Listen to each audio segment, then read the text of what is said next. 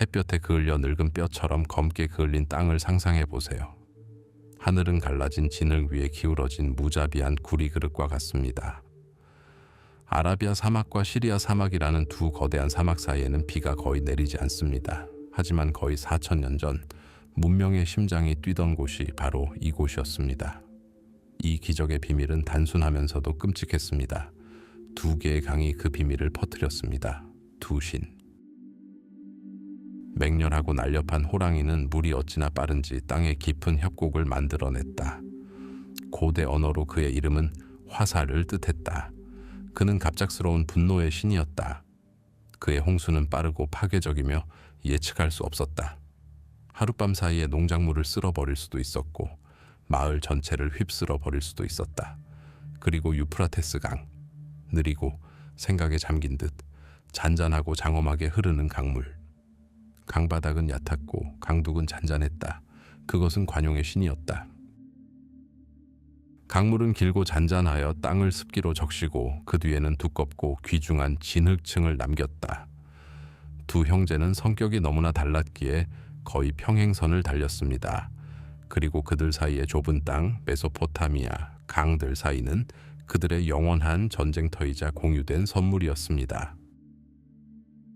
그들은 매년 저 멀리 있는 산에서 비옥한 토사를 가져왔는데 그 선물 덕분에 1년에 2번, 때로는 3번 수확할 수 있었고 사막 사이의 좁은 땅은 지상에서 가장 풍요로운 정원으로 변했습니다. 하지만 이 선물은 결코 공짜가 아니었습니다. 이곳의 삶은 끊임없는 통제권 다툼이었습니다. 수천 년 동안 사람들은 신들을 길들이는 법을 배웠습니다. 운하를 파 유프라테스 강의 흐름을 자신들의 밭으로 돌렸습니다. 티그리스 강의 맹위를 막기 위해 댐과 제방을 쌓았습니다. 그들의 문명은 진흙과 물로 이루어졌습니다. 집, 사원, 궁전 등 모든 것이 햇볕에 말린 강 진흙으로 만들어졌습니다. 생명 그 자체처럼 두껍고 풍부한 진흙이 그들의 건축 자재였습니다. 그리고 물은 그들의 피였습니다. 기원전 18세기에 이 땅에 평화가 없었던 이유가 바로 여기에 있습니다. 도시국가들이 전쟁을 벌이는 헝겊조각 같았습니다. 각 도시는 각자의 통치자, 수호신, 그리고 운하망을 갖춘 작은 왕국이었습니다. 용의 이빨처럼 강둑을 파고든 요새 도시들, 우르, 우룩, 이신, 에슈눈나, 그리고 남쪽에는 강력한 라르사가 있었는데 라르사의 왕 림시는 스스로를 고대 수메르 전체의 통치자로 여겼습니다. 이 도시들은 끊임없이 서로 전쟁을 벌였습니다. 강을 따라 굽이굽이 뻗어있는 무역로를 놓고 다투었고 가축을 위한 방목지를 놓고도 다투었습니다. 하지만 가장 흔한 다툼은 물을 놓고 벌어졌습니다. 이웃의 운하를 막으면 농경지가 가뭄에 시달리게 되고 상류의 댐을 무너뜨리면 인공 홍수로 적군을 수몰시키는 것을 의미했습니다. 물은 최후의 무기였고 물은 곧 힘이었습니다. 야망과 음모 그리고 사소한 전쟁이 들끓는 이 도가니 속 고요한 유프라테스 강변에 자리 잡은 도시는 가장 강력하지도 부유하지도 않아 보였다. 영토는 극히 일부에 불과했고 그 군대는 주변국들에게 큰 두려움을 주지 못했다. 남쪽으로는 라르사, 북쪽으로는 에슈눈나, 그리고 서쪽으로는 마리 왕국이라는 강력한 적들에게 둘러싸여 있었다. 이 도시는 신의 문이라는 뜻의 바빌론으로 불렸다. 유목민 아모리 부족의 후손인 통치자들은 좁은 영토를 장악하기 위해 고군분투했습니다. 미래의 위대한 왕의 아버지인 신무발리트는 20년간의 통치 기간 동안 끝없는 방어전을 벌이며 약탈적인 이웃 국가들 사이에서 필사적으로 움직였습니다. 그는 성벽을 쌓고 도시를 요새화했지만 매년 새로운 위협이 찾아왔습니다. 그의 왕국은 상어 떼에 둘러싸인 섬과 같았습니다. 그리하여 기원전 1792년 그의 아들이 이 취약하고 얽힌 왕국의 왕위에 올랐습니다. 아버지로부터 위대한 제국은 물려받지 못했지만 거의 해결할 수 없는 문제들로 얽힌 복잡한 그물망을 물려받은 젊은이. 그의 이름은 함무라비였습니다. 당시 메소포타미아의 작은 도시를 다스리던 그가 모든 경쟁자들을 정복할 운명을 맞이하리라고는 아무도 상상하지 못했을 것이다. 그의 이름이 수천 년 동안 울려 퍼질 줄은 아무도 몰랐다. 하지만 갈기갈기 찢긴 땅은 질서를 갈망했다. 두 강의 신의 변덕과 수십 명의 왕들의 탐욕이 빚어낸 혼돈은 법을 요구했다. 다음 홍수에 휩쓸려 사라지지 않도록 누군가는 돌의 규칙을 새겨야 했다. 그리고 이 남자는 이미 유프라테스 강이 탁한 물을 바라보며 첫걸음을 내디딜 계획을 세우고 있었다. 기원전 1792년 메소포타미아의 대기가 먼지와 희망으로 가득 차 있을 때 바빌론의 왕좌는 텅 비어 있었습니다. 아모리 왕조의 5번째 왕 신무발리트는 세상을 떠났고 그의 아들에게 제국은 없었지만 제국의 희망만을 남겼습니다. 이 아들의 이름은 함무라비였습니다. 그는 아직 젊었습니다. 그의 왕국 바빌론은 무자비한 태양 아래 자리를 차지하기 위해 경쟁하는 수많은 도시국가 중 하나에 불과했습니다. 구운 벽돌로 이루어진 도시였고 그 성벽은 그곳에 사는 사람들에게만 견고해 보였습니다. 그 너머에는 메소포타미아 땅이 펼쳐져 있었습니다. 진흙과 갈대로 만든 체스판 같았고 그 위에는 훨씬 더 강력한 말들이 이미 놓여 있었습니다. 에테메난키 지구라트 꼭대기에 서 있는 이 젊은 통치자를 상상해 보세요. 아직 전설의 소재가 될 웅장한 건축물은 아니지만 이미 하늘을 향해 솟아있는 모습이었습니다. 그는 무엇을 보았을까요? 바빌론이 그저 부차적인 존재일 뿐인 세상을 보았습니다. 남쪽 고대 라르세는 림신 1세가 통치했습니다. 장수한 왕이었던 그는 30년 넘게 통치했습니다. 그는 우르에서 니프루에 이르는 고대 수메르 도시들을 그의 통치 아래 통합한 오랜 세월을 이어온 남부의 늑대였습니다. 그의 왕국은 부유했고 그의 군대는 노련했습니다. 함무라비에게 그는 과거에 살아있는 기념물이자 미래를 향한 강력한 장애물이었습니다. 동쪽 티그리스 강 너머에는 에슈눈나 왕국이 자리 잡고 있었습니다.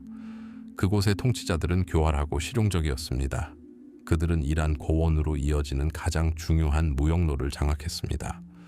에슈눈나는 영광을 추구하지 않았습니다. 오히려 지배를 추구했습니다. 그들의 땅을 지나가는 모든 대상과 금속 덩어리는 그들을 더욱 강하게 만들었고 그들의 단검은 더욱 날카로워졌습니다.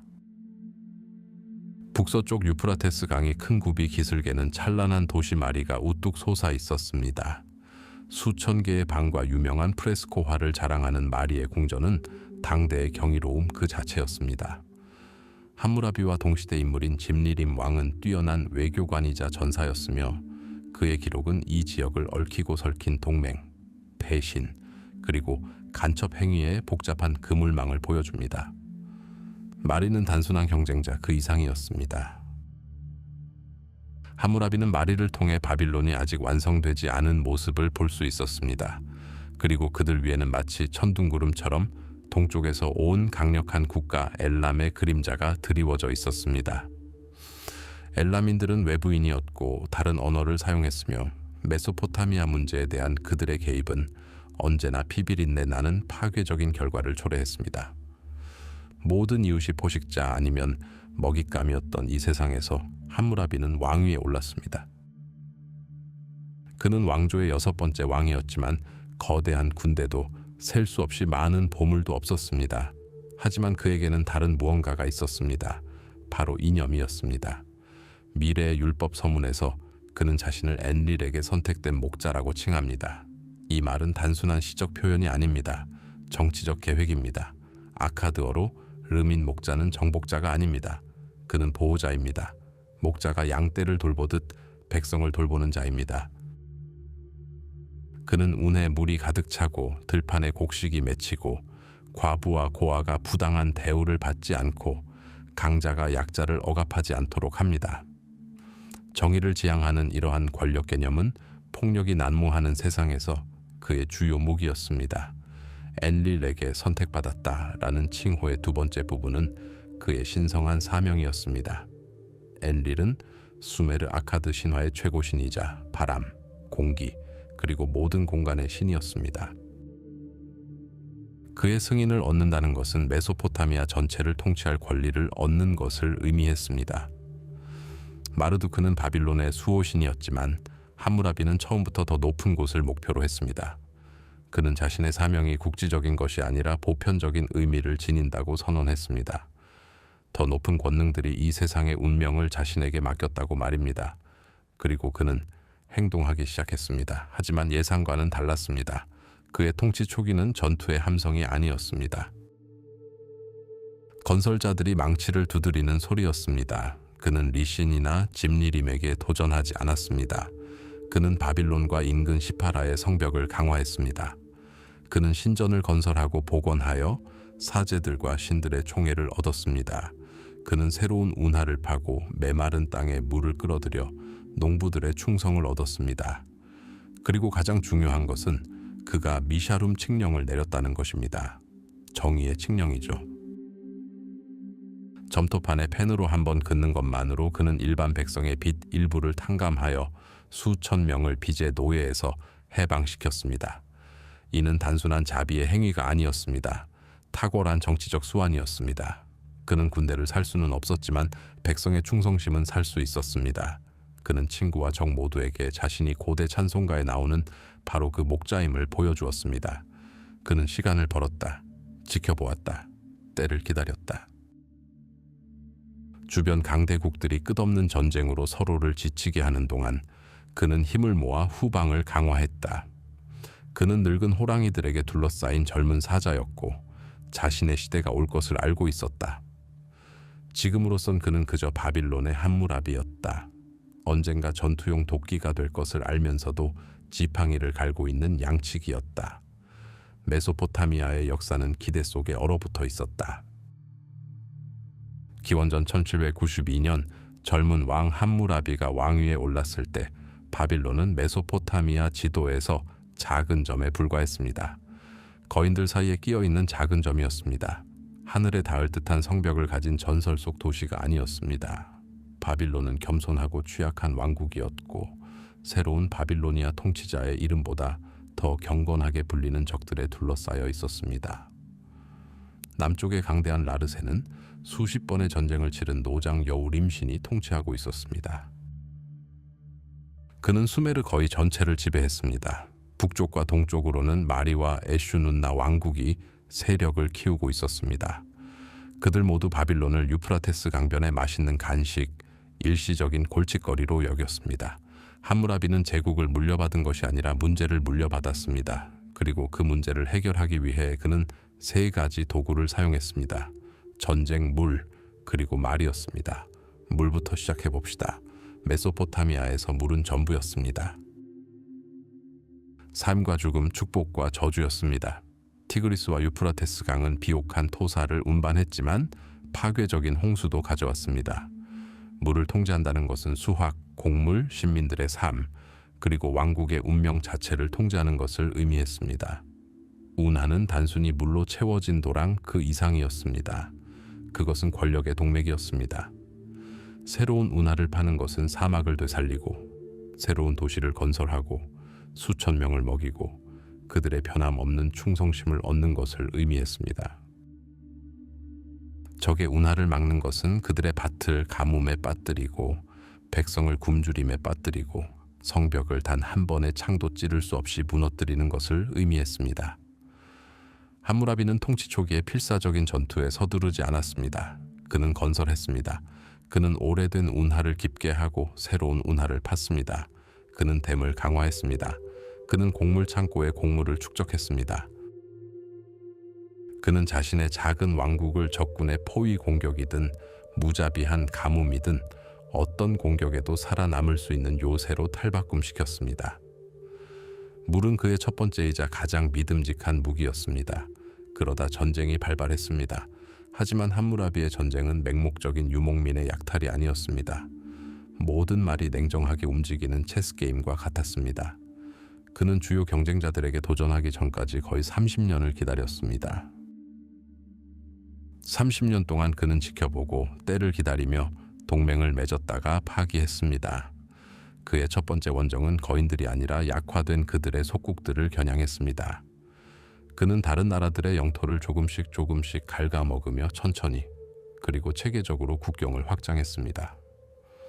한때 수메르 문명의 중심지였던 우루크와 이신이라는 도시들은 그의 맹공격에 함락되었지만 단순한 약탈품이 되지는 않았습니다. 그 도시들은 성장하는 함무라비의 제국에 편입되었고 그들의 자원과 병력은 이제 바빌론을 위해 복무했습니다. 이러한 지역 분쟁에 단련된 그의 군대는 점점 커지고 강해졌습니다. 청동창촉은 자결하는 태양 아래 번쩍였고 당나귀가 끄는 군마는 바빌론에서 멀어지는 길에 먼지 구름을 일으켰습니다. 각각의 승리는 끝이 아니라 단지 다음에 더 어려운 움직임을 위한 준비일 뿐이었습니다. 하지만 그의 가장 미묘하고도 날카로운 도구는 바로 말이었습니다. 우리는 이를 전설이 아닌 마리 궁전 폐허에서 발견된 수천 개의 점토판을 통해 알고 있습니다. 이는 서령 문자로 쓰인 편지, 즉 당시 외교 서신입니다. 함무라비는 여기서 단순한 전사가 아니라 술수의 달인으로 우리 앞에 등장합니다. 그는 마리 왕에게 편지를 보내 그를 형제라고 부르고 동시에 적과 비밀 협정을 맺습니다. 그는 한 동맹국에게는 군사적 지원을 약속하지만 최소한의 병력만 파견하여 다른 곳에 결정적인 타격을 가할 수 있도록 병력을 아껴둡니다. 그는 동맹의 그물을 엮어 적들을 서로 대립하게 만들고 바빌론이 세력을 강화하는 동안 적들이 서로 전쟁에 지치도록 만들었습니다. 말은 또한 선전의 무기였습니다. 함무라비는 단순히 도시를 정복한 것이 아니라 도시의 정의를 가져다 주었습니다. 비문에서 그는 자신을 단순한 왕이 아니라 신들이 백성을 돌보도록 선택한 목자라고 칭했습니다. 그는 빚을 탕감하는 칙령, 소위 미샤룸 칙령을 발표하여 적지에서도 평민의 지지를 얻었습니다. 정의로운 바빌로니아 왕에 대한 소문이 그의 군대에 앞서 퍼져나갔고 때로는 성문이 전투 없이 그에게 열리기도 했습니다. 그는 노예 제도가 아닌 질서와 번영을 가져다주는 통치자의 이미지를 만들어냈습니다. 그것은 정신을 위한 전쟁이었고 함무라비는 전장에서와 마찬가지로 그 전쟁을 능숙하게 수행했습니다. 전쟁, 물, 그리고 말. 함무라비는 이 세 가지 요소를 자신의 뜻대로 다스렸습니다. 그는 물을 이용해 군대를 먹이고 적들을 굶겨 죽였습니다. 전쟁을 통해 새로운 수로와 땅을 장악했습니다. 그리고 말을 통해 전쟁을 정당화하고 권력을 공고히 하며 새로운 정복의 길을 닦았습니다. 재위 초기 30년 동안 그는 약하고 취약한 왕국을 노련하고 언제든 공격할 준비가 된 세력으로 탈바꿈시켰습니다. 메소포타미아의 강대국들은 여전히 그를 내려다보았지만 그들의 시선은 이미 경악으로 물들어 있었습니다. 라르사의 늙은 여우 림시는 바빌론의 어린 늑대가 이미 이를 갈고 고대 세계의 지도를 영원히 바꿀 도약을 준비하고 있다는 사실을 아직 알지 못했습니다. 위대한 게임은 이제 막 시작된 것이었습니다. 군사작전은 끝났습니다. 수천 마리의 당나귀 발굽과 병사들의 발소리가 일으키는 먼지가 메소포타미아의 들판에 쌓입니다. 바빌론은 이제 단순한 도시국가가 아니라 제국의 심장부, 페르시아만에서 시리아 국경까지 생명에 맥동하는 혈관입니다. 하지만 정복당한 왕국들을 조각보처럼 엮어 만든 제국은 진흙으로 된 발을 가진 거상과 같습니다. 이 모자이크 같은 민족들을 어떻게 다스릴 수 있을까요? 아카드인, 수메르인, 아모리인의 관습, 신, 정의 개념이 사막의 모래알처럼 서로 다른데 어떻게 그들에게 같은 규칙에 따라 살도록 강요할 수 있을까요? 전사왕 함무라비는 이제 건설하는 왕이 될 운명이었다. 하지만 그는 성벽이나 사원을 짓는 것이 아니었다. 그는 국가를 건설하고 있었다. 그리고 이 국가의 토대는 무력이 아니라 더 견고한 것, 흔들리지 않는 것, 정의였다. 하지만 정의는 어떻게 가시화될 수 있을까? 만질 수 있는 존재가 될 수 있을까? 어떻게 시장의 모든 상인에게 운하 옆에서 자기 땅을 경작하는 모든 농부에게 정의를 전달할 수 있을까? 전령들이 낭독하는 법령은 바람에 날려간다. 법률이 적힌 점토판은 깨지기 쉬워 궁궐 문서 보관소에 숨겨지거나 파기될 수 있다. 함무라비는 거짓말을 할 수 없는 전령이 필요했다. 스스로 목소리를 낼 수 있는 기념비가 필요했다. 그는 섭노감을 선택했다. 사막의 밤처럼 검고 장석의 작은 불꽃들이 번쩍였다. 철보다 단단하고 끌로 깎아낼 수 없을 만큼 단단한 돌이었다. 재료 선택 자체가 하나의 선언이었다. 깨지거나 씻겨 나갈 점토판이 아니었다. 영원이었다. 작업은 열기를 더하기 시작했다. 왕국 최고의 석공들이 이 거대한 돌들을 몇 주, 몇 달 동안이나 작업했다. 작업장 안은 돌가루로 가득했고 청동 끈을 두드리는 단조롭고 규칙적인 망치질 소리가 울려 퍼졌다. 형체 없는 바위에서 한 실루엣이 천천히 나타났다. 매끄럽고 거울처럼 윤이 나는 2미터 높이의 기둥이 꼭대기로 갈수록 가늘어졌다. 동시에 또 다른 보이지 않는 작업이 진행 중이었습니다. 왕의 명령에 따라 현자와 서기관들은 등잔불 아래 필사소에서 수십 개 도시의 법적 전통을 편찬했습니다. 그들은 고대 수메르법, 아카드 법정 판결, 그리고 아모리 관습을 연구했습니다. 이는 허공에서 탄생한 것이 아니었습니다. 체계화와 통합을 위한 거대한 노력이었습니다. 하무라비는 정의를 만들어낸 것이 아니라 정의의 형태를 부여하고 과도함과 모순을 제거하고 모든 사람에게 통용되는 통일된 법전을 만들었습니다. 그리하여 섭노감의 윤이 나는 표면의 서령 문자가 줄줄이 나타나기 시작했습니다. 각 쐐기 모양은 정밀한 타격의 결과였습니다. 실수는 용납될 수 없었습니다. 필경사이자 조각가들은 단순히 글자를 새긴 것이 아니었습니다. 그들은 운명을 새겼습니다. 282개의 법, 282개의 항, 바빌로니아 사회의 모든 측면을 규정하는 모든 것을 말입니다. 이 법들은 가혹하고 구체적이었다. 철학이 아닌 결과에 대한 언어였다. 건축업자가 집을 짓다가 무너져 집주인이 사망하면 건축업자는 사형을 당해야 했다. 집주인의 아들을 죽였다면 건축업자의 아들도 사형을 당해야 했다. 이는 눈에는 눈, 이에는 이라는 탈리온의 원칙이 섬뜩한 대칭으로 이어진 것이었다. 하지만 이러한 엄격함에도 논리가 있었다. 바로 책임감이었다. 귀족의 눈을 다치게 한 외과인은 손을 잃을 수밖에 없었다. 실수의 대가는 컸지만 그 대가는 거장에게 자신의 기술의 한계까지 일하게 만들었다. 하지만 이 정의는 맹목적이지 않았습니다. 사회 계층을 명확히 구분했습니다. 평민이 귀족에게 가한 폭행은 신체적 처벌로 처벌받을 수 있었습니다. 귀족이 평민에게 가한 동일한 폭행은 금전적 벌금으로만 처벌받을 수 있었습니다. 함무라비의 법은 평등을 만들어내지 못했습니다. 기존의 위계를 굳건히 했지만 질서와 예측 가능성을 가져왔습니다. 노예부터 귀족까지 모든 사람이 이제 자신의 위치와 행동의 가치를 알게 되었습니다. 하지만 그들은 어떻게 제국의 이 법이 필멸의 왕의 뜻 그 이상임을 납득시킬 수 있었을까? 기둥 꼭대기, 쐐기 문자가 폭포처럼 쏟아지는 모습, 위로는 고요한 위험의 장면이 새겨져 있다. 함무라비는 경건한 자세로 서 있다. 하지만 그는 이 쇼의 주인공이 아니다. 그의 앞에는 태양신이자 최고의 정의의 신 샤마쉬가 왕좌에 앉아 있다. 그의 어깨에서는 불꽃이 솟아오르고 머리에는 신성의 상징인 뿔 달린 관이 겹겹이 얹혀 있다. 샤마쉬는 왕에게 지팡이와 반지를 건넨다.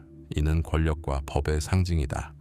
그 메시지는 그것을 볼 수 있는 누구에게나 명확하고 모호하지 않았다. 함무라비는 이 법의 제정자가 아니다. 그는 단지 겸손한 집행자일 뿐이다. 신들은 그에게 백성에게 정의를 실현할 책임을 맡겼다. 이러한 비석은 왕국의 주요 도시, 사원, 그리고 광장에 세워졌습니다. 부당함을 느낀 사람, 정의를 구하는 사람은 누구나 이 검은 돌에 다가갈 수 있었습니다. 글을 읽을 줄 아는 사람은 스스로 읽을 수 있었고, 그렇지 않은 사람은 필경색에 필요한 법을 낭송해달라고 부탁할 수 있었습니다.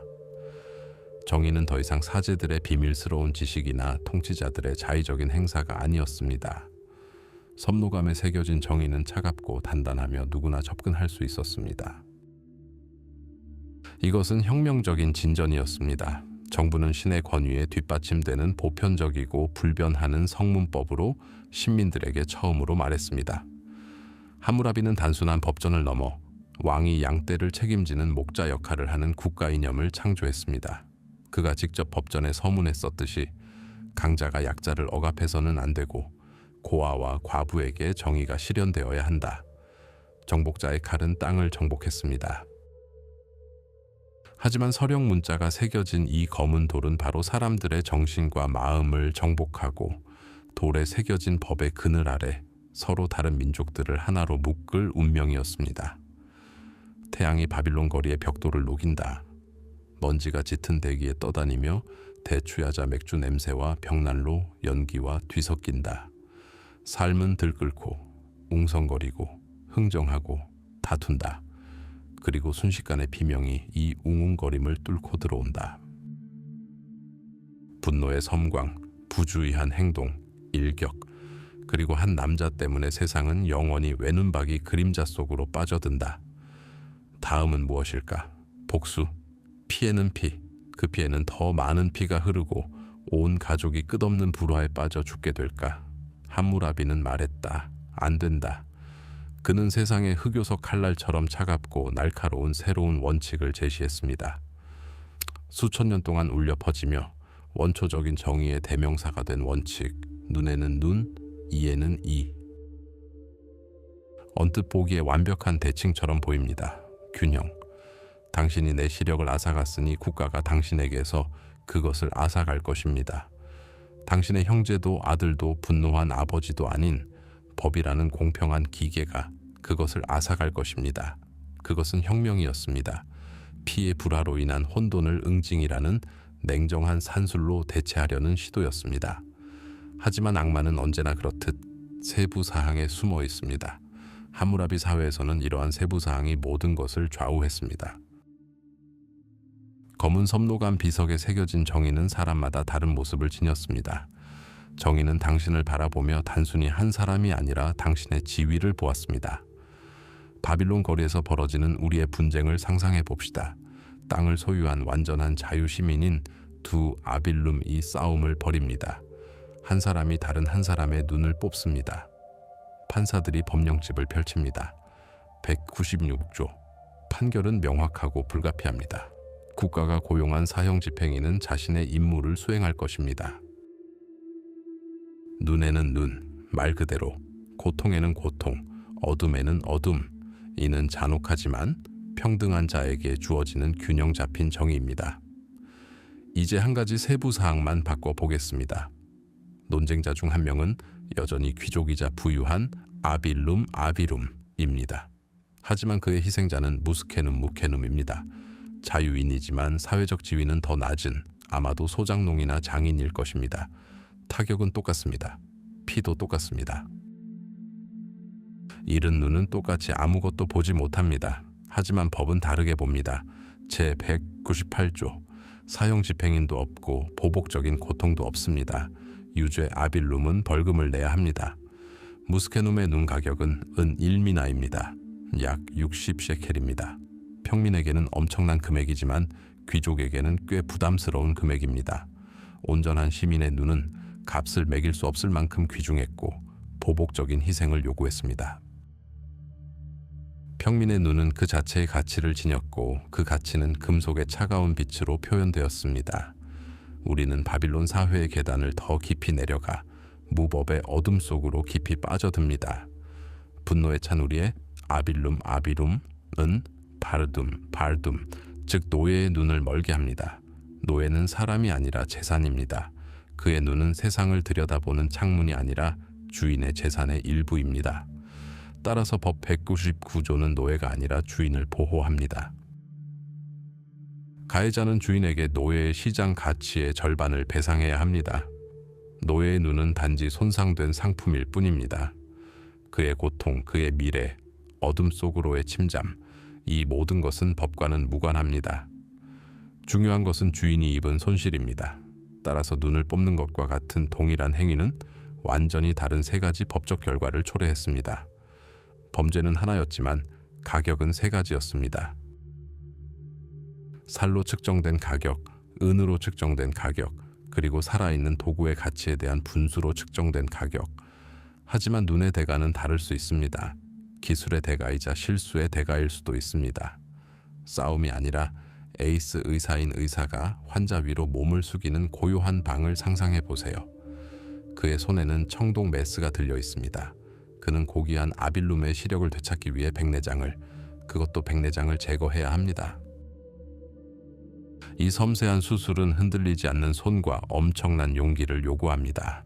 성공하면 보상이 기다리고 있습니다. 은 10셰겔. 꽤 큰 돈이죠. 하지만 그의 손이 떨린다면 218조에 명시된 대로 사람의 눈을 파괴한다면 끔찍한 처벌을 받게 될 것입니다. 그의 손은 잘려나갈 것입니다. 빛을 비추던 바로 그 도구가 영원한 직업적 죽음과 수치의 원인이 될 것입니다. 시력을 구한 의사는 자신의 명예 이상의 것을 걸었습니다. 그는 자신의 손을 걸었습니다. 메스의 모든 움직임은 이기는 것이 은이고 지는 것이 사지절단인 게임에서의 도박이었습니다. 이것이 함무라비 법전의 진정한 정수입니다. 단순히 잔혹한 규칙들의 집합이 아닙니다. 마지막 셰켈과 마지막 채찍질까지 꼼꼼하게 만들어진 상세한 사회 계약입니다. 인간의 생명, 고통, 심지어 신체 부위의 가치까지 절대적인 것이 아니라 엄격하게 규제하는 위계 질서를 확립한 법전입니다. 눈의 가치는 의학이나 도덕의 문제가 아니었습니다. 그것은 영원토록 돌에 새겨진 세상에서 당신의 위치에 대한 질문이었습니다. 메소포타미아의 뜨거운 태양 아래 바빌로니아 시장의 왁자지껄한 분위기 속에서 운명은 칼이나 말이 아닌 얇은 진흙층으로 결정되었습니다. 매일 수천 명의 손이 이 석판을 빚었고 수천 개의 갈대 바늘이 서령 문자를 새겼습니다. 당시 문명은 계약으로 유지되던 시대였습니다. 소를 사고 밭을 빌리고 일꾼을 고용하는 등 가격이 있는 모든 것에는 진을 그림자, 즉 문서가 있어야 했습니다. 문서가 없다면 거래는 바람, 유프라테스 강 위의 공허한 소리에 불과했습니다. 함무라비 법전은 단순히 권고하는 데 그치지 않고 요구하기도 했습니다. 법전 제7조는 마치 판사의 망치질 소리처럼 울려 퍼집니다. 만일 어떤 사람이 다른 사람의 아들 또는 다른 사람의 노예에게서 은이나 금, 남종이나 여종, 소나 양, 나귀 또는 그 밖에 어떤 것이든 증인과 계약서 없이 사면 그 사람은 도둑이다. 그는 사형에 처해야 한다. 생각해 보십시오. 거래 자체만 무효인 것이 아닙니다. 벌금만 무효인 것이 아닙니다. 사형입니다. 문서와 증인이 없기 때문입니다. 함무라비 시대에는 등기되지 않은 재산은 작물이었기 때문입니다. 당사자들의 원통인장과 증인들의 서명이 새겨진 점토판만이 혼란을 막는 유일한 방패이자 권리의 유일한 증거였습니다. 그리고 이 원칙, 즉 불가침 계약의 원칙은 상업뿐 아니라 사회의 심장부인 가정에도 스며들었습니다. 198조는 남자가 아내를 맞이하고 그녀와 계약을 맺지 않으면 그 여자는 그의 아내가 아니다 라고 명시하고 있습니다. 결혼은 단순히 두 사람의 결합이 아니라 점토로 봉인된 법적 계약이었습니다. 그리고 이 계약의 핵심은 신부의 지참금, 즉 쉐리크툼이었습니다. 많은 사람들이 오해하는 것처럼 이것은 여성에게 지불되는 돈이 아니었습니다. 지참금은 그녀의 개인 재산이자 경제적 안전망이었습니다. 그것은 그녀와 함께 남편의 집으로 전해졌지만 남편의 소유는 아니었습니다. 그것은 고급 양모, 삼나무 가구, 구리 식기, 은 몇 셰겔, 심지어 노예일 수도 있었습니다. 이 모든 것은 신중하게 기록되어 혼인 계약의 일부가 되었습니다. 그리고 법은 이 재산을 보호했습니다. 남편이 자녀를 낳아준 아내와 이혼하기로 결정하면 그는 아내의 지참금을 전액 돌려줄 의무가 있었습니다. 더 나아가 아내가 자녀를 양육할 수 있도록 자신의 재산 중 일부, 즉 밭, 정원, 집을 아내에게 주어야 했습니다. 아내가 자식 없이 죽으면 지참금은 남편에게 남지 않고 친정으로 돌아갔습니다. 법은 아내의 혈통을 희생하여 남편의 혈통이 부를 축적하는 것을 허용하지 않았습니다.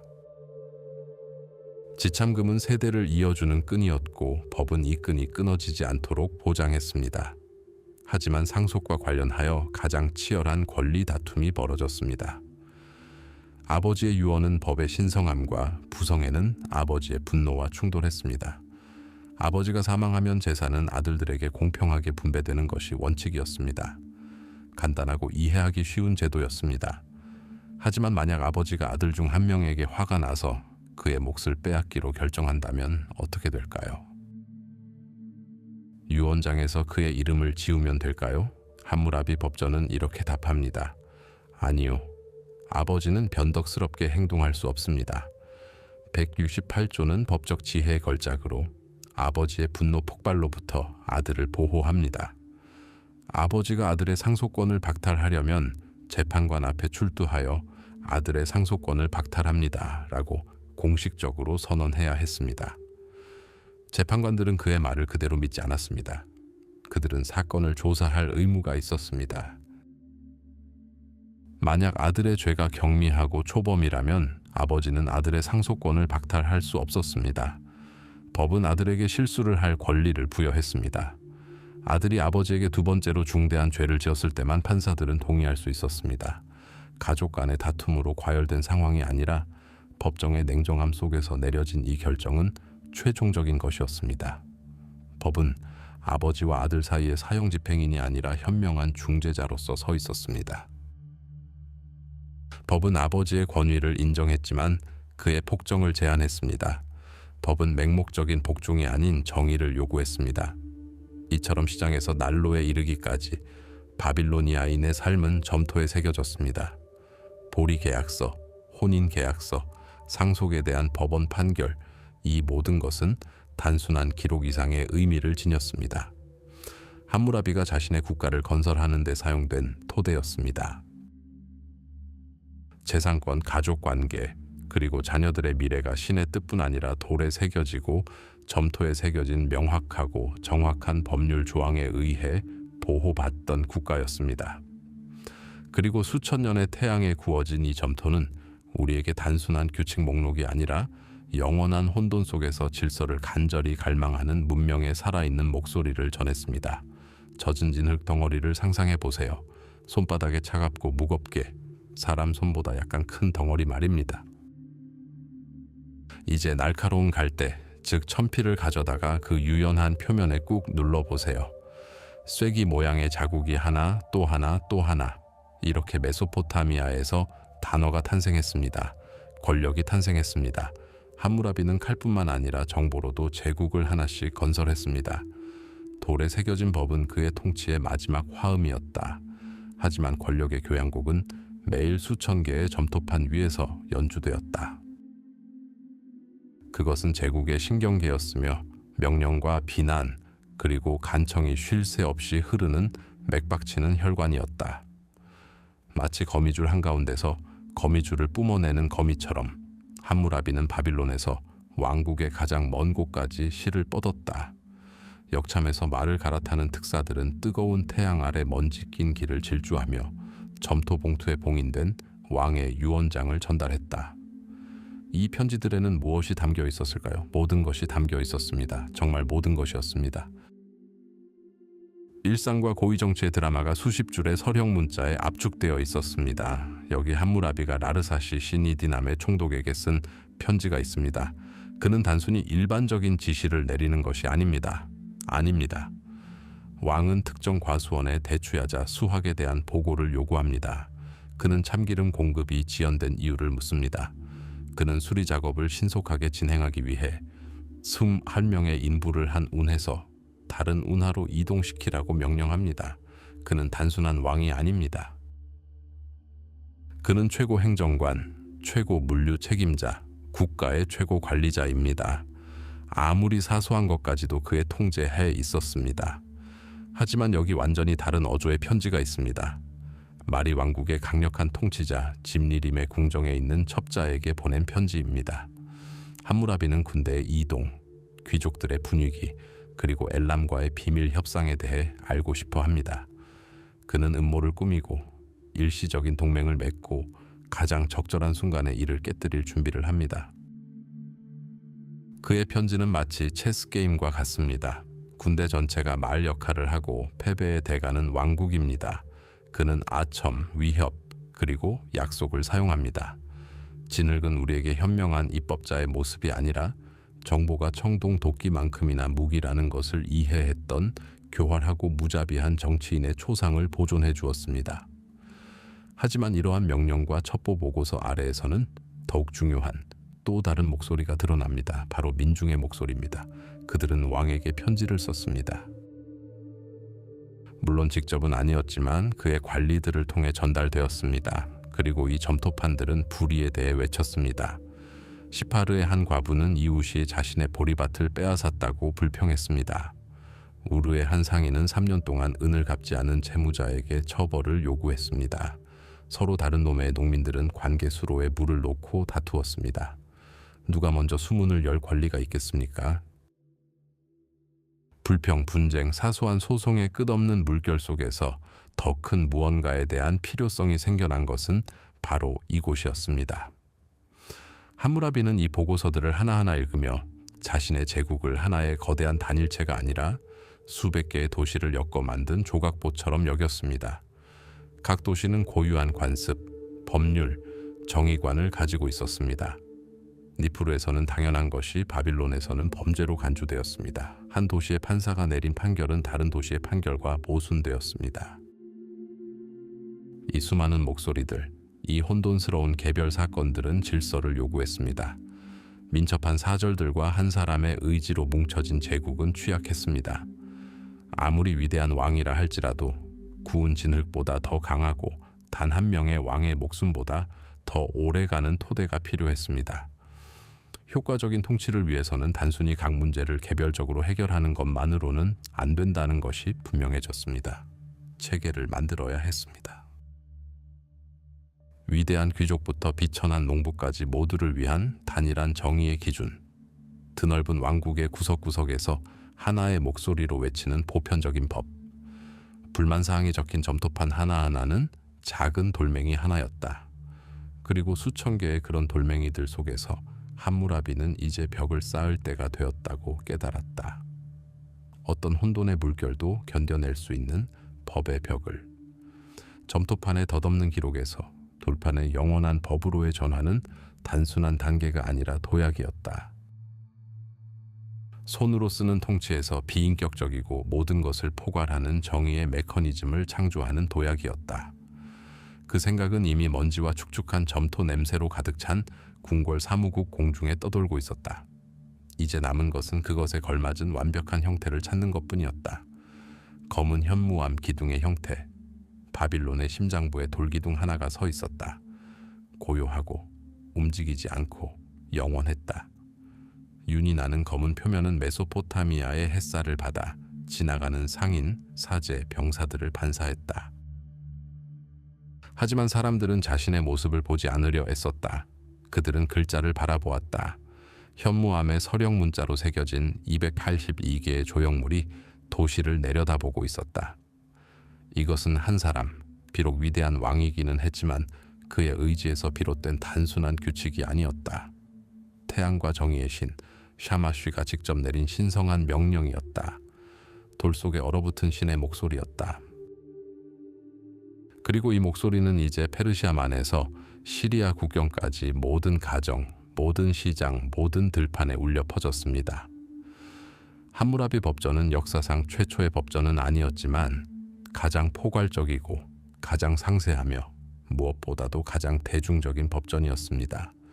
궁궐 문서 보관소에 먼지 쌓이도록 쓰여진 것이 아니었습니다.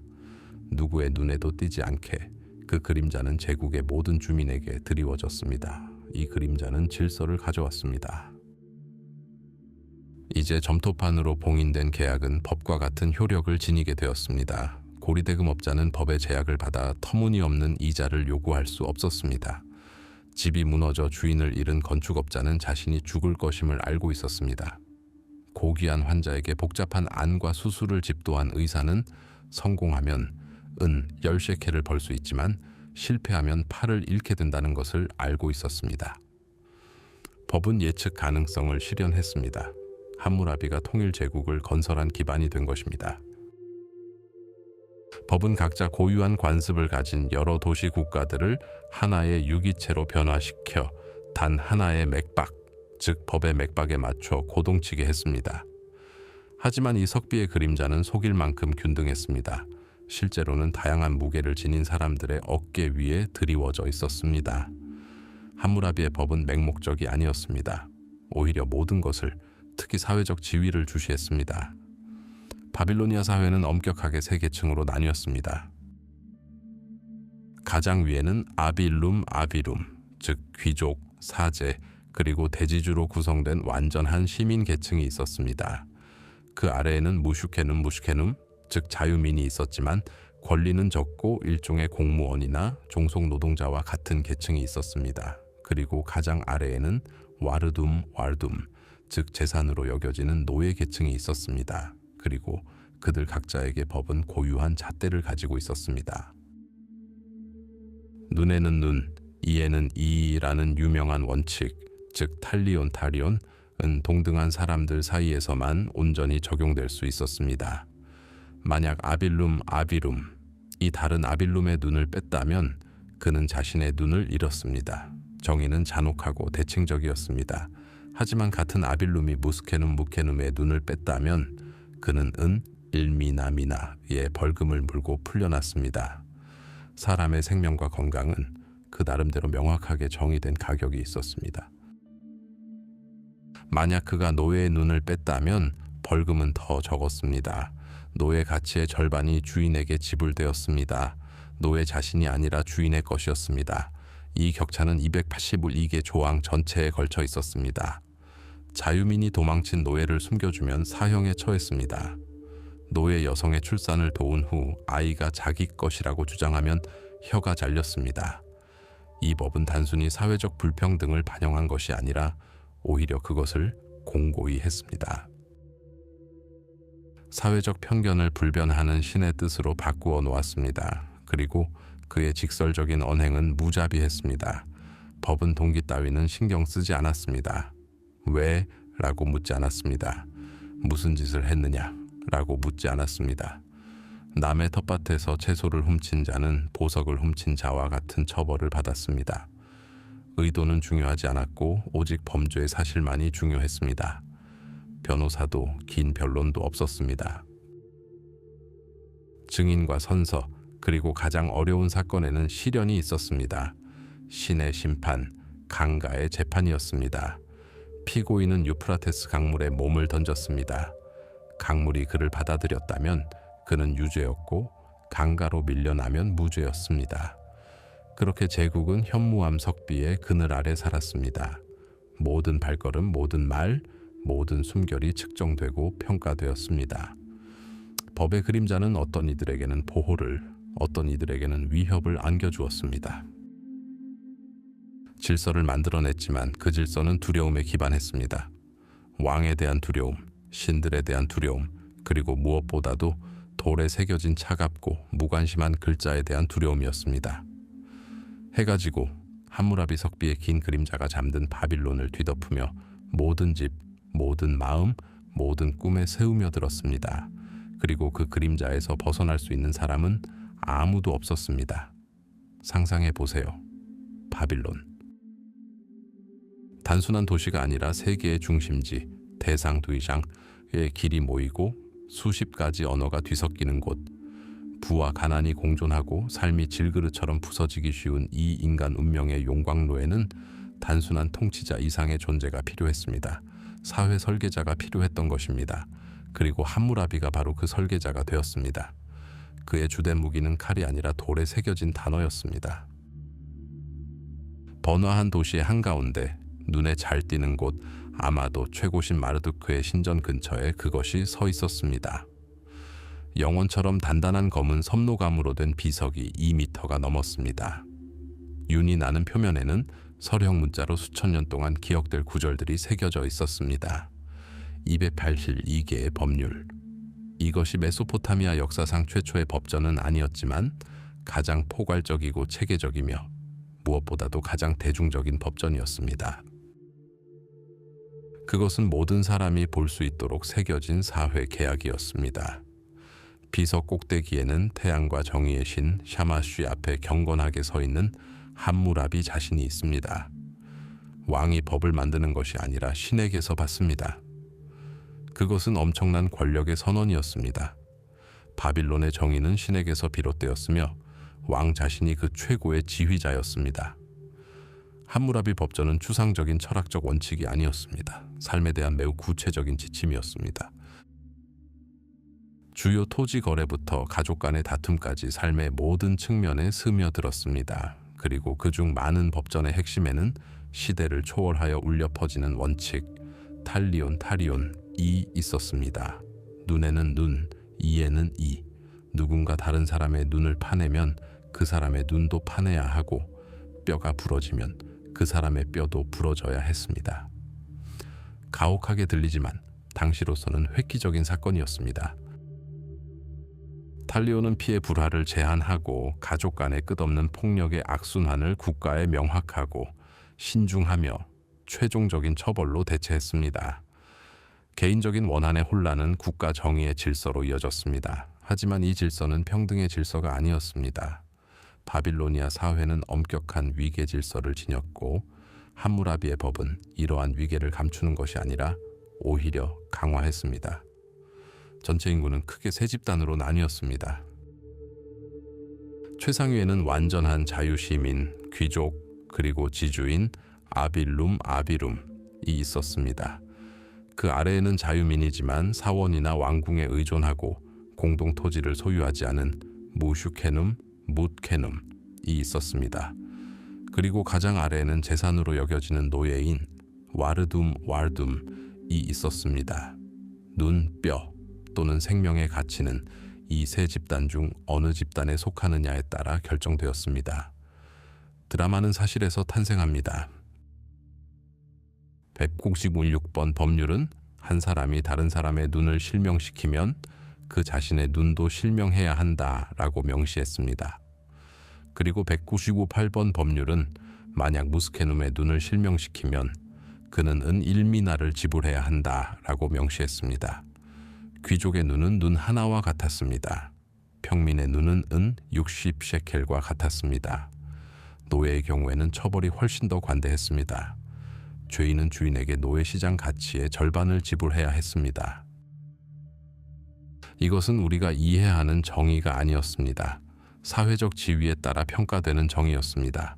질서는 있었지만 사람마다 질서는 달랐습니다. 이 차갑고 돌처럼 굳은 논리는 모든 직업에 적용되었습니다. 책임은 절대적이었고 때로는 두려웠습니다. 이 229번 법률. 건축업자가 어떤 사람을 위해 집을 짓고 안전하게 작업하지 않아 그가 지은 집이 무너져 집주인이 사망하면 그 건축업자는 죽임을 당해야 한다.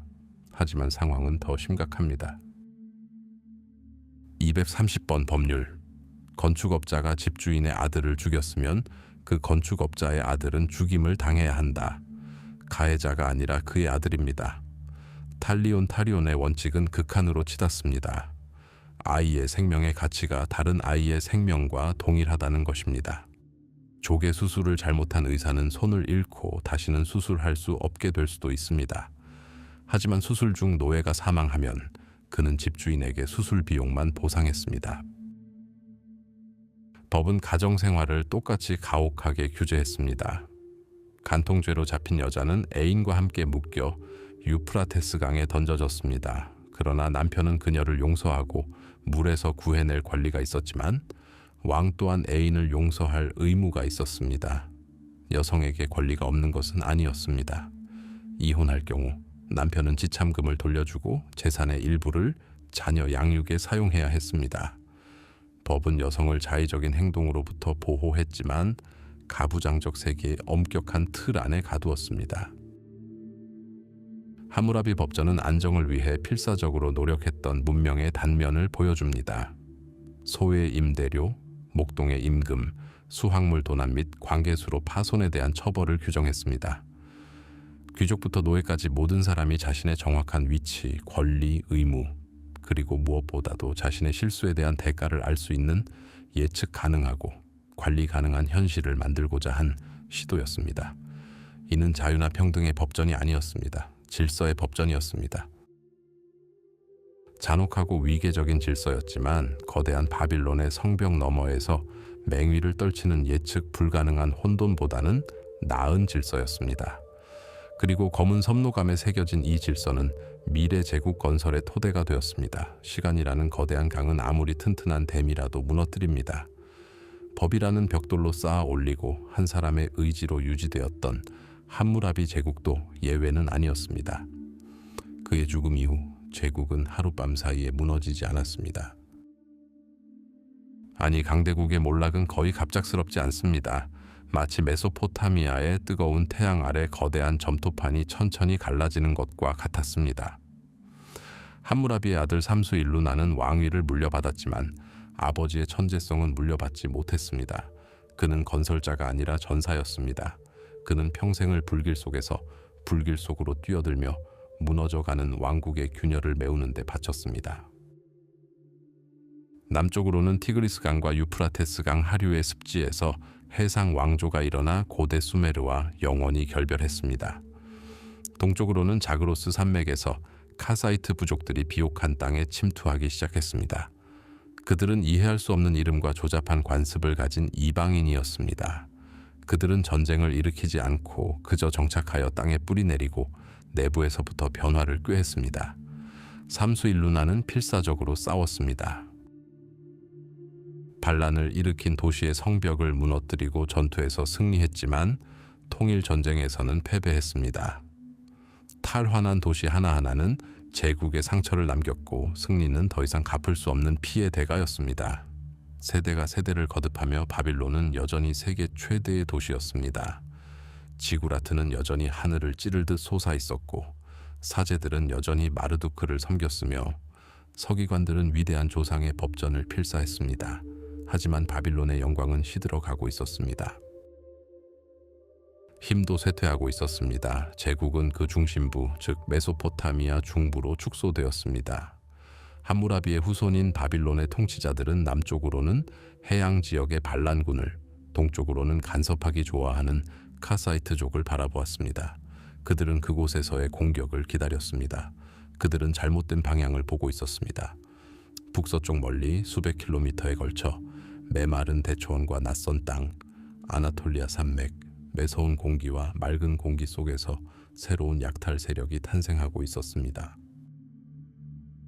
인도 유럽어족을 사용하고 스스로를 히타이트라고 부르는 민족이었습니다. 그들은 돌과 철의 후손이었습니다. 그들의 왕국 하티는 이웃 나라들과의 끝없는 전쟁을 통해 형성되었습니다. 그들은 그 누구보다도 금속을 다루는 법을 익혔습니다. 하지만 그들의 가장 위대한 무기, 진정한 기적은 청동이나 초기철이 아니었습니다. 바로 전차였습니다. 천년 전 수메르인들이 사용했던 그 거추장스러운 수레와는 달랐습니다. 히타이트 전쟁 전차는 가볍고 빠르며 치명적이었습니다. 2개의 살이 달린 바퀴, 2사람, 마부 1명과 궁수 1명을 위한 플랫폼, 그리고 엄선되어 특별히 훈련된 2마리의 말이 있었습니다. 청동기 시대의 전차였습니다. 보병을 휩쓸어 버리는 눈사태였습니다. 어떤 전선도 뚫을 수 있는 강력한 병력이었습니다. 그리고 이 병력의 선두에는 끝없는 야망을 가진 왕이 서 있었습니다. 그의 이름은 무르실리 1세였습니다. 그는 젊고 무자비했으며 세계를 미래의 정복 지도로 여겼다. 그는 이미 시리아 북부를 정복하고 거대한 도시 알레포를 함락시켰다. 그리고 이제 그의 시선은 더 멀리 거대한 유프라테스 강 하류로 향했다. 그곳 뜨거운 열기 속에 신화 속 도시, 문명의 진주, 바빌론이 자리 잡고 있었다. 이것은 단순한 작전이 아니었다.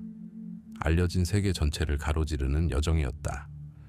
적대적인 영토를 통과하는 1500km가 넘는 여정이었다. 병참상의 악몽이자 광기에 가까운 군사적 모험이었다. 몇 달 동안 무르실리의 군대는 남쪽으로 진군했다. 수천 피트 높이와 수백 대의 전차에서 나오는 먼지가 하늘로 치솟았다. 유프라테스 강은 그들의 길잡이이자 길이었다. 그들은 무기뿐만 아니라 새롭고 잔혹한 전쟁 수행 방식까지 지니고 있었다. 그래서 기원전 1595년에 폭풍이 닥쳤습니다. 함무라비 왕조의 마지막 왕 삼수디타나는 히타이트 전차들이 성벽을 공격하는 것을 너무 늦게 알아챘습니다.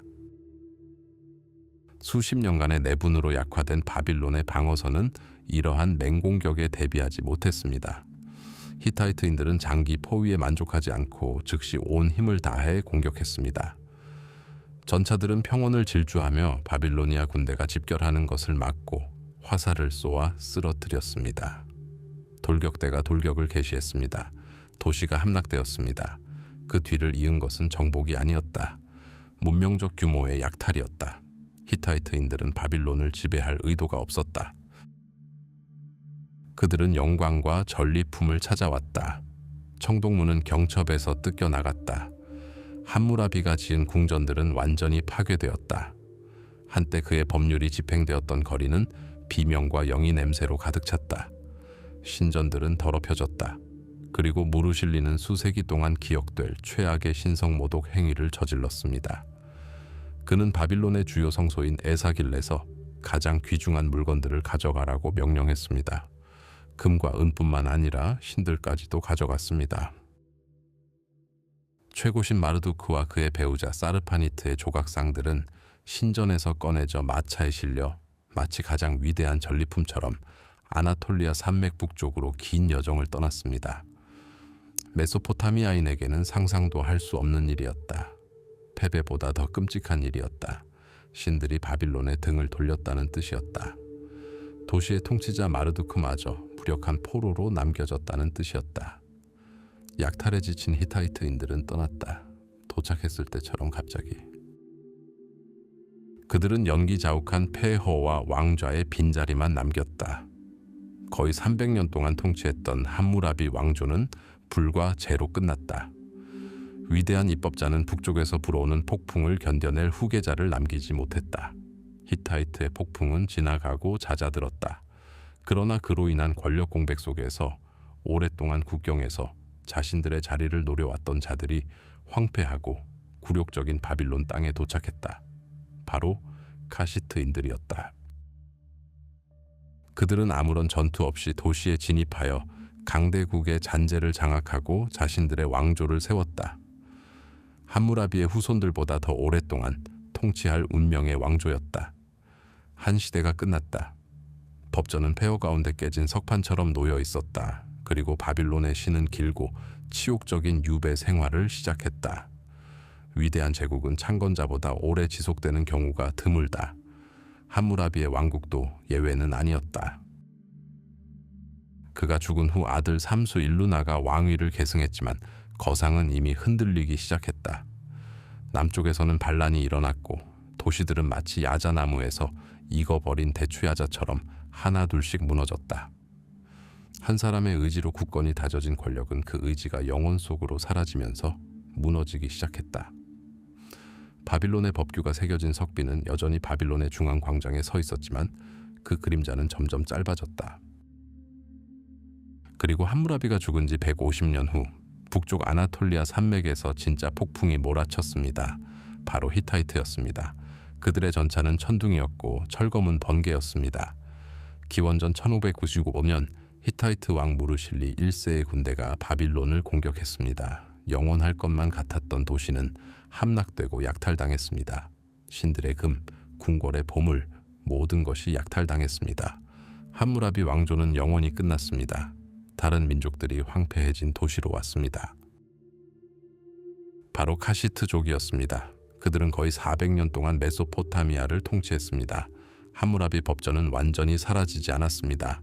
학교의 서기관, 즉 에두바들은 계속해서 그것을 점토판에 베꼈었습니다. 그것은 훌륭한 연습이었고 고전이었습니다. 하지만 법의 정신, 즉 왕과 신의 이름으로 온 땅의 단일한 정의를 구현한다는 사상은 사라져 가고 있었습니다. 석비는 권력의 살아있는 상징에서 과거의 유물로 변했습니다. 누구도 재현할 수 없는 황금기의 기념물이 되었습니다. 하지만 최악의 굴욕은 아직 오지 않았습니다. 기원전 12세기 동쪽에서 새로운 세력이 부상했습니다. 수사의 수도를 둔 엘람이었습니다. 엘람 왕 슈트루크 나운테는 탐욕스러운 전리품 수집가였습니다. 기원전 1158년경 그는 바빌로니아를 파괴하는 약탈을 감행했습니다. 그는 금뿐만 아니라 상징물까지 약탈했습니다. 시파르에서 나람신 왕의 유명한 비석을 철거했고 바빌론에서는 함무라비 법전이 새겨진 현무암 기둥, 도시의 주요 기념물을 철거하도록 명령했습니다. 이 장면을 상상해 보십시오. 높이 2m, 무게 4톤에 달하는 거대한 검은 섭노감 덩어리가 수레에 실려 있습니다. 노예와 소들이 그것을 수백 킬로미터 동쪽 외국의 수도까지 끌고 옵니다. 이것은 단순한 강도가 아니었습니다. 영혼을 훔친 것이었습니다. 슈트룩 나흐훈테는 바빌론의 가장 중요한 유물을 도용하여 그 위대함에 대한 기억을 지우고자 했습니다. 수사에서 그는 석공들에게 비석 아랫부분의 법규 일부를 지우라고 명령하여 거기에 자신의 이름, 즉 승리를 자축하는 비문을 새기도록 했습니다. 그러나 아이러니하게도 그 비문은 결코 새겨지지 않았습니다. 법규에는 텅 빈 침묵의 흉터가 영원히 남았습니다. 그리고 침묵이 흘렀습니다. 수세기 동안 이어진 길고 짙은 침묵. 엘람 제국은 몰락했습니다. 수사는 파괴되었고 궁전들은 먼지로 변했습니다. 정복자의 전리품인 함무라비 석비는 외국 도시의 잔해 아래 묻혔습니다. 잊혀지고 사라졌습니다. 수천 년 동안 모래와 흙 속에 묻혀 인간의 눈에 보이지 않았습니다. 함무라비의 이름은 서령 문자로 기록되었지만 그의 가장 위대한 업적, 법전은 점토판에 새겨진 학생들의 필사본을 통해 단편적으로만 알려져 있었습니다. 완전한 이미지는 사라졌습니다. 법은 전설이 되었고 그 실체는 땅속에 묻힌 돌멩이에 불과했습니다. 이러한 현상은 거의 3000년 동안 계속되었습니다. 아시리아, 페르시아, 알렉산더 제국, 로마 등 여러 제국이 나타났다 사라졌습니다. 종교는 탄생했다가 사라졌습니다. 세상은 알아볼 수 없을 정도로 변했습니다.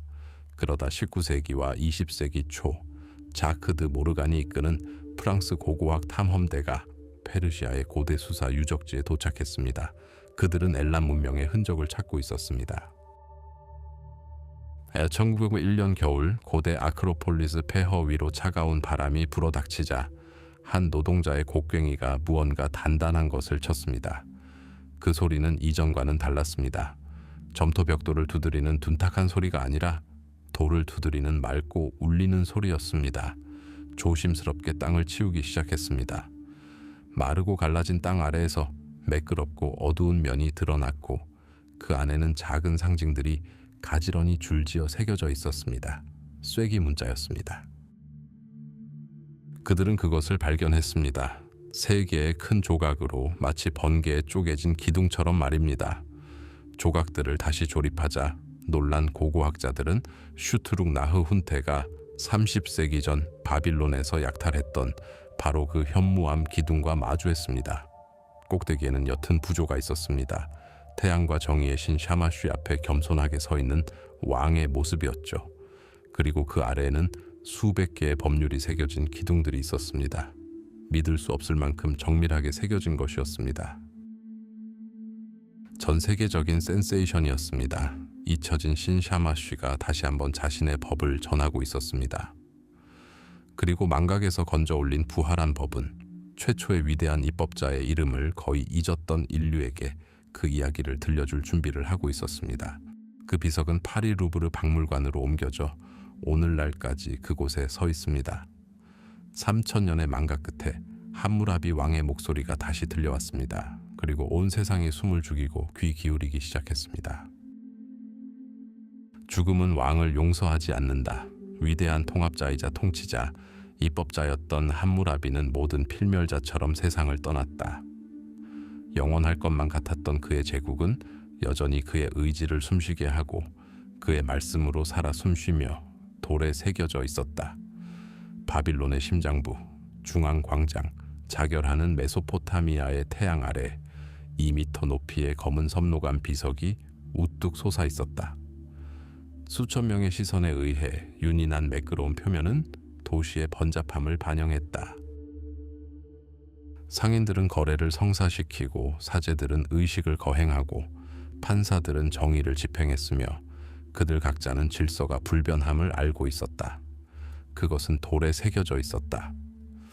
282개의 법의 태양과 정의의 신 샤마쉬에게서 직접 법전을 받는 함무라비의 모습이 새겨져 있었다. 이것은 단순한 규칙이 아니었다. 그것은 계약이었다. 권력은 힘뿐만 아니라 책임이기도 하다는 사상을 기리는 기념비였다. 정의는 귀족부터 노예까지 모두가 알아야 한다는 사상이었다.